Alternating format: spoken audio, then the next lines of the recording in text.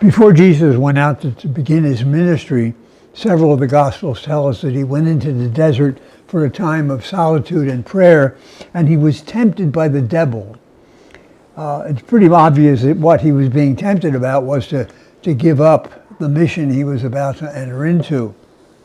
Scripture says at the end, even though Jesus did not give in, the devil retreated from him to come back at a more auspicious time. And I think the reading in today's gospel is one of those episodes where the devil came back to try to dissuade Jesus from doing what the Father had sent him to do. He said to the woman, "You Canaanite."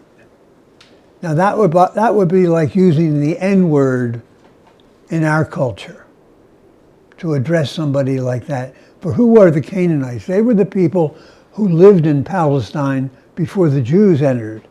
And the Jews drove out the Canaanites and settled in Palestine over 1,000 years before Jesus.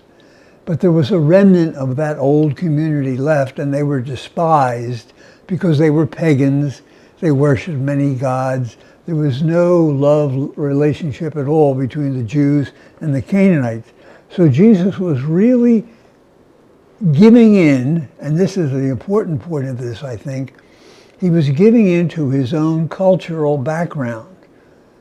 Don't forget, Jesus was truly human, which means he was raised in a certain family, in a certain village, within a certain culture, both religious and political. And it seems to me that Jesus is succumbing to the influence of his culture here by refusing to deal with this Canaanite woman. He eventually gives in.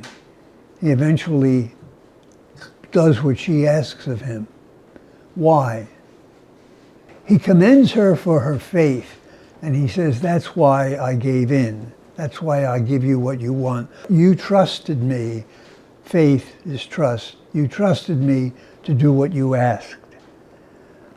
But I think the real motive behind Jesus' change of heart is the fact that this woman loved her daughter so much that she persisted in her petitions to Jesus to cure the influence, the evil influence that our daughter was suffering under.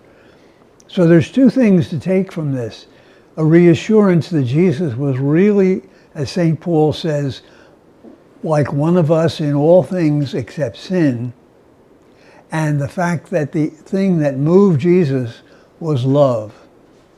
And I think that that's probably what moves God in our behalf today.